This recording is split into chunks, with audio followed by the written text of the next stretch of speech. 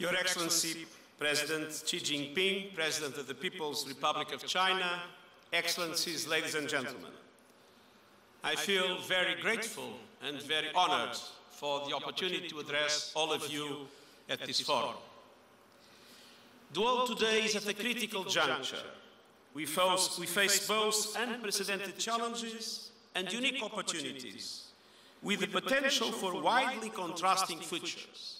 There is indeed a high level of unpredictability. But in recent decades, the world has made remarkable progress in human development. The proportion of people living in extreme poverty has dropped dramatically. China alone has lifted more than 600 million people out of poverty. Billions of people gained access to drinking water. Millions more are in school. And thanks to major inroads against malaria, tuberculosis and other deadly diseases, the average people are living longer, healthier lives. Technological innovations have stitched the world together in new webs of commerce, contact, and common endeavor. We also know that millions of people are being left behind. The tide of globalization has yet to lift all boats. For too many, the path to prosperity has proven elusive. Inequalities within and between countries are causing social tensions and sometimes conflict. The planet's ecosystems are degrading at an alarming rate. Climate change became a serious danger. The inability to resolve old conflicts or prevent new ones has caused immense suffering. Terrorism and fragility are on the rise, and trust is on the decline. Trust in governments, in globalization, and in the values that hold us together. Our challenge is to revitalize international cooperation for the common good and build lives of peace and dignity for all. Ladies and gentlemen, for the first time in human history, the world has at its disposal sufficient resources and advanced technologies to end extreme poverty, to reduce inequalities, and place the planet on a sustainable trajectory.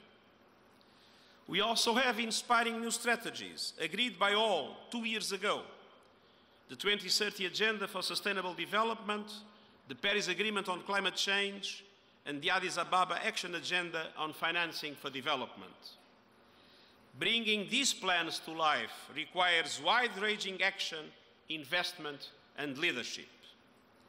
And in this context, the Belt and Road Initiative has immense potential. Running through Asia, Europe, and Africa, and extended to the whole world, it is far-reaching in geography and in ambition.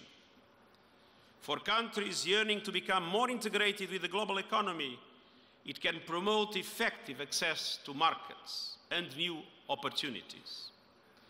And while the Belt and Road Initiative and the 2030 Agenda are different in their nature and scope, both have sustainable development at the overarching objective. Both strive to create opportunities, global public goods, and win-win cooperation. And both aim to deepen connectivity across countries and regions, connectivity in infrastructure, trade, finance, policies, and perhaps most important for all, among peoples. In order for the participating countries along the Belt and Road to fully benefit from the potential of enhanced connectivity, it is crucial to strengthen the links between the initiative and the Sustainable Development Goals. Those 17 goals can guide the policies and actions under the Belt and Road towards true sustainable development. And as projects under the initiative unfold, let us work together to uphold relevant international environmental and social standards and to ensure that the benefits reach beyond cities into rural areas. With the initiative expected to generate vast investments in infrastructure, let us seize the momentum to help countries make the transition to clean energy, low-carbon pathways, instead of locking in unsustainable practices for decades to come.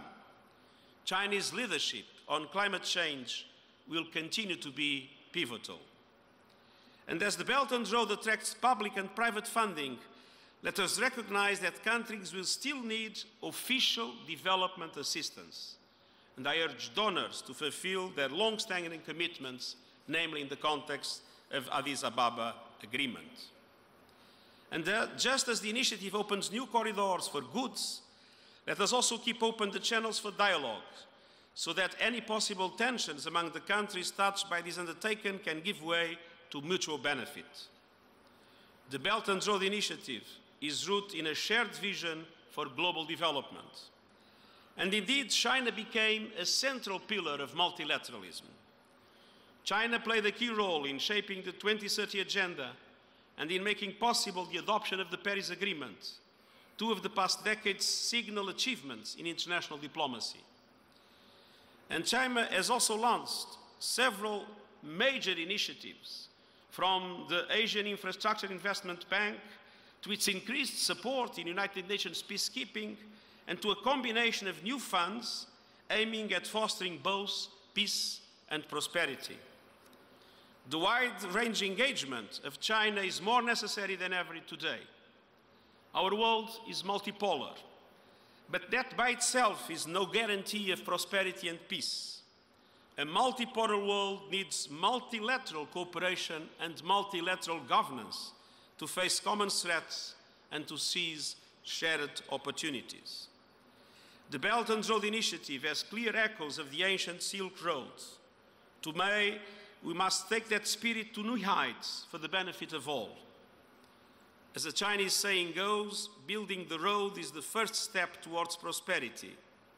The United Nations system stands ready to travel this road, and you, in order to achieve the Sustainable Development Goals and to fulfill our promise to leave no one behind.